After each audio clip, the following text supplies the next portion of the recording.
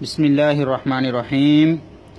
আজকে আমাদের class number হচ্ছে 32 নম্বর ক্লাস।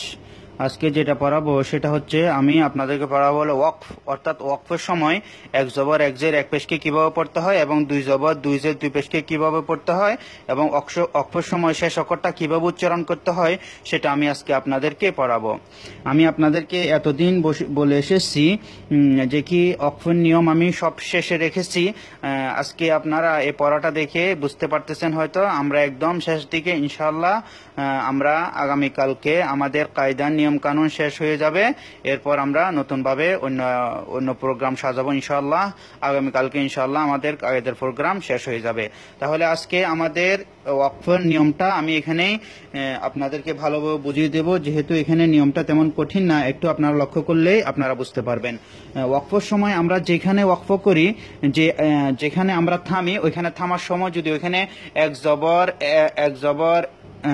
এক জবর এক জের এক পেশ থাকে, তখন ওখানে আমরা সাকিন পড়ব, অর্থাৎ ওখানে আমরা এভাবে যে ইয়ার মধ্যে সাকিন রয়েছে ওখানে আমরা এটাকে সাকিন মেনে জজম মেনে পড়ব। আর যদি দুই পেশ এবং দুই জের থাকে তবুও আমরা এই সাকিনটা মেনে পড়বো। যেমনটি লামের মধ্যে সাকিন রয়েছে তেমনটি আমরা এই দালটাকে সাকিন মেনে পড়বো, জজম মেনে পড়বো। এই তাটাকে আমরা জজম মেনে পড়বো, সাকিন মেনে পড়বো। কিন্তু শুধুমাত্র যদি দুই জবর থাকে তখন আমরা শুধু একটা দুই জবরের সাথে একটা আলিফ পড়বো, আমরা দুই জবর পড়বো না, আমরা পড়বো ইউসর, অর্থাৎ এক জবর উচ্চারণ করবো এবং এক জবরের সাথে একটা আলিফ উচ্চারণ করবো। আমি এখন উদাহরণগুলো দিলে আপনারা বুঝতে পারবেন। তাহলে সর্বপ্রথম আমরা যে উদাহরণটা নিয়ে এসেছি, এখানে আমাদের আজকে 10টা আয়াত রয়েছে, অর্থাৎ বোর্ডের মধ্যে আজকে 10টা আয়াত রয়েছে। এটা কোরআনের বিভিন্ন জায়গা থেকে এই শব্দগুলা নিয়ে আসা হয়েছে, এই আয়াতগুলো আপনাদের বোঝার সুবিধার্থে। তাহলে আজকে আমরা শুরু করব, সেটা হচ্ছে আউযু বিল্লাহি মিনাশ শাইতানির রাজিম। এখানে দেখুন আমি মিমের মধ্যে ওয়াকফ করেছি, মিমের মধ্যে আমি থেমেছি। ওয়াকফ অর্থাৎ থামা, মিমের মধ্যে আমি থেমেছি, থামার কারণে জিম হয়েছে, কিন্তু জিমি হয়নি। এতদিন আমি আপনাদেরকে পড়িয়ে এসেছি জিমি, অর্থাৎ জের সহ আমি আপনাদেরকে পড়িয়ে এসেছি এতদিন। আজকে আপনারা শিখবেন যখন আমি ওয়াকফ করব যে অক্ষরটার উপরে থামবো, ওই অক্ষরের মধ্যে যদি এক জবর এক জের এক পেশ কিংবা দুই পেশ এবং দুই জের থাকে, তখন সেটাকে আমরা সাকিন মেনে পড়বো, জজম মেনে পড়বো। এটা হচ্ছে ওয়াকফের নিয়ম। আবার বলছি, আউযু বিল্লাহি মিনাশ শাইতানির রাজিম। বানানটা আমি করব না, কেননা বানান করলে আমার ভিডিও লম্বা হয়ে যাবে। আপনারা জানেন আমাদের এই কার্যক্রমটা চলতেছে সম্পূর্ণ হোয়াটসঅ্যাপের মধ্যে, তাই আমি চেষ্টা করব কিভাবে আপনাদের জন্য ভিডিওটা সংক্ষেপ করা যায়। আমি সবসময় চেষ্টা করে এসেছি এটাই, কিভাবে আপনাদের জন্য ভিডিওটা সংক্ষেপ করা যায়।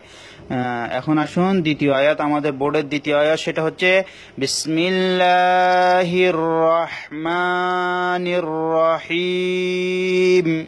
দেখুন আমি মিমে থামার কারণে মিমটা সাকিন হয়ে গেছে, আর জেরটা উচ্চারণ হয় নাই।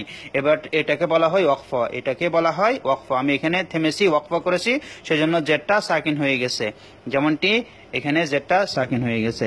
তারপর আসুন আলহামদুলিল্লাহি রাব্বিল আলামিন। এখানে দেখুন এক জবর সাকিন হয়ে গেল। আমি বললাম আলামিন, আলামিন না বলি নাই। যদি না বলতাম তাহলে ওয়াকফ হতো না, সেটা ওয়াকফ অবস্থায় এভাবে না উচ্চারণ করা হয় না। ওয়াকফ অবস্থায় সেটা সাকিন হয়ে যাবে, জজম হয়ে যাবে। তারপর আসুন ইয়্যাকা না'বুদু ওয়া ইয়্যাকা নাস্তাঈন। এখানে দেখুন নুনের মধ্যে আমি ওয়াকফ করেছি, সেজন্য পেশটা আমি সাকিন পড়েছি, আমি পেশটা উচ্চারণ করিনি। ওয়াকফ মানলে আমি যেখানে থামবো ওইখানে আমাকে এক জবর এক জের এক পেশকে সাকিন মানতে হবে, জজম মানতে হবে। তাহলে এটা গেল এক জবর এক জের এক পেশ পর্যন্ত এই 4 আয়াত। এখন আসতেছি বাকি দুই জবর দুই জের দুই পেশ কিভাবে পড়তে হয় সেটা আসতেছি। লক্ষ্য করুন, কুল হুয়াল্লাহু আহাদ। এখানে দেখুন আহাদ, আমি দালটা কলকলা করেছি, কেননা দালের মধ্যে আমি জজম মেনেছি, সাকিন মেনেছি। দুই পেশ যখন থাকবে তখন আমাকে জজম মেনে পড়তে হবে, সাকিন মেনে পড়তে হবে, যেমনটি আমি নুনের মধ্যে পড়েছি। তারপর এখন আসুন ইন্না মাআল উসরি ইউসরা। এখানে আবার দেখুন দুই জবর। শুধুমাত্র আপনারা লক্ষ্য রাখুন এই জিনিসটা, শুধুমাত্র দুই জবর যেখানে থাকে ওইখানে আমি যদি থামি, যেখানে দুই জবর থাকবে ওইখানে আমি যদি আয়াত মানি ওয়াকফ করি, তখন আমাকে দুই জবরের সাথে একটা আলিফ পড়তে হবে। দুই জবর থেকে এক জবর মাইনাস যাবে। দুই জবর থেকে আমি এক জবরকে বাদ করে দেব এবং এক জবরের সাথে একটা আলিফ পড়ব। এটা হচ্ছে দুই জবরের থামার নিয়ম। আবারও বলতেছি, ইন্না মাআল উসরি ইউসরা। যেখানে আমি থামবো এখানে যদি দুই জবর থাকে তখন আমি দুই জবর থেকে একটা জবর পড়বো এবং একটা আলিফ পড়বো, সাথে সাথে এক আলিফ টানবো। এভাবে এক আলিফ টানাটাকে মধ্যে আওয়াজ বলা হয়। তারপর আসুন, তুসকা মিন আইনিন আনিয়াতিন। এখানে দেখুন আবার দুই জের এসেছে। এখানে এসেছিল দুই পেশ, এখানে এসেছিল দুই জবর, এখানে এসেছিল দুই, এখানে আসছে দুই জের। দুই জের যদি থাকে তবুও এখানে দেখুন তুসকা মিন আইনিন আনিয়াহ, তাটা হা হয়ে যাবে যখন আমি দুই জের। এখানে দুইটা নিয়ম আপনারা একসাথে লক্ষ্য রাখতে হবে। একটা হচ্ছে দুই জেরের মধ্যে আমি যখন থামবো তখন এটা সাকিন হয়ে যাবে, অক্ষরটা সাকিন, আমি সাকিন ধরে আমি পড়ব। এবং এখানে আপনাদেরকে আরেকটা নিয়ম স্মরণ রাখতে হবে, সেটা হচ্ছে এটা হচ্ছে গোলতা। এই যে দেখুন এটা হচ্ছে লম্বাতা, এটা হচ্ছে গোলতা। যেখানে আমি আয়াত মানবো গোলতার মধ্যে, যেখানে আমি গোলতার মধ্যে থামবো সেখানে আমাকে এই গোলতাটাকে হা মেতে পড়তে হবে। হা, এই গোলতাটাকে আমি হা পড়বো, এটাকে হা পড়বো, এটাকে হা পড়বো। কেননা এটা হচ্ছে গোলতা, এটা হচ্ছে লম্বাতা, লম্বাতা লম্বাতাই পড়তে হবে, এটাকে হা পড়া যাবে না, এটাকে হা পড়তে হবে, এটাকে হা পড়তে হবে। যেমন আমি বলে দিচ্ছি, তুসকা মিন আইনিন আনিয়াহ, আনিয়াহ। এখানে হয়ে গেল ইয়া হা জবর ইয়াহ, এভাবে হয়ে গেছে অক্ষ করার কারণে, থামার কারণে। আর একটা উদাহরণ দিচ্ছি আরো ভালোভাবে বুঝবেন। লা তাসমাউ ফিহা লাগিয়াহ, লাগিয়াহ। লক্ষ্য করেছেন এখানে কিন্তু দুই জবর, দুই জবর থাকার কারণে একটা আলিফ আমি পড়িনি। তাহলে কি বোঝা গেল এখানে? এখানে বোঝা গেল কি, যখনই গোলতার মধ্যে দুই জবর থাকবে তখন গোলতা এটা হা হয়ে যাবে এবং একটা আলিফ পড়া হবে না। যেমনটি রর মধ্যে একটা আলিফ পড়া হয়েছে তেমনটি এখানে একটা আলিফ পড়া হবে না। আবার বলতেছি আমি, লা তাসমাউ ফিহা লাগিয়াহ, লাগিয়াহ।